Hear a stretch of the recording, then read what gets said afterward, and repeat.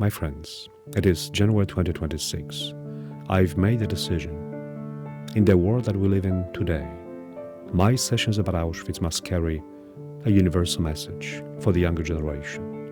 Our responsibility is not only to fight antisemitism and racism, this is obvious, but also to reject the idea of collective blame, the idea that entire communities are responsible for actions they did not choose. But at the same time, as a civilization and as individuals, we must do everything we can to prevent crimes against humanity, genocide, and ethnic cleansing committed anywhere in the world against ethnic and religious groups. Even if that may seem impossible or overly idealistic, this principle should serve as the guiding motto of education in every country that today considers itself part of Western civilization. My name is Jerzy Wójcik. In 2020, I created the Auschwitz Virtual Tour, and since then I've educated over 100,000 people remotely. And one of the questions that keeps coming up is how it is possible that the same kinds of crimes are being committed in the world today as they were 8 years ago. We must have answers to those questions for the next generation. We cannot simply say that what is happening today is terrible and then switch into telling stories about horrors of Auschwitz during the Second World War. Younger generations are very sensitive to such inconsistencies and to attempts to avoid difficult topics.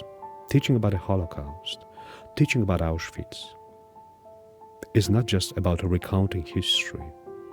It's about drawing conclusions and trying to stop a madness before it once again leads to another genocide.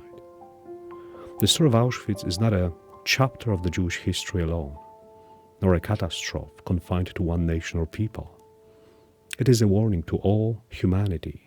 It reminds us that hatred, indifference, and the dehumanization of others can grow within any society. The universal message points out one obvious fact. Genocide was carried out in Auschwitz, but it began somewhere else entirely. It began with the social acceptance of intolerance, with collective blame, with propaganda, and with incitement of radical individuals against other people. These were very social and political mechanisms which are still present today, are what ultimately led to genocide. In that sense, the Auschwitz Virtual Tour is not only a journey through history, but an invitation to moral awareness. There are universal values that we should protect. This is the only way to move forward.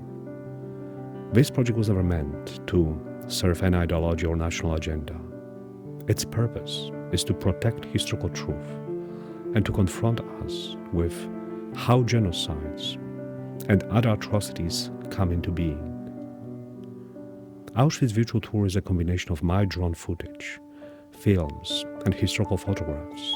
I began in Auschwitz I, showing extraordinarily powerful aerial clips and telling the story of the first political prisoners, how it all started, and what concentration camps actually were.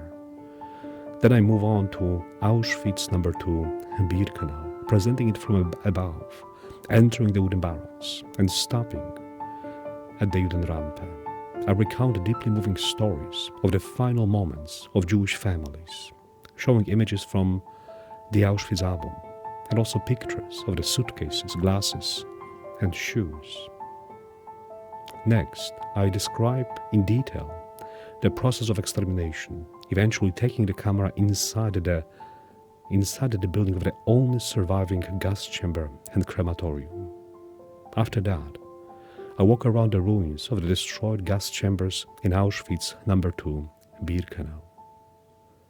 Many people who visited Auschwitz in person say that this session shows even more, allows for a deeper understanding and invites greater reflection. Today, they are needed more than ever.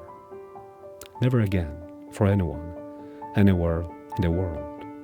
And I say this also as a European. Above all, We must begin with ourselves, with our own countries, our societies, and Western civilization.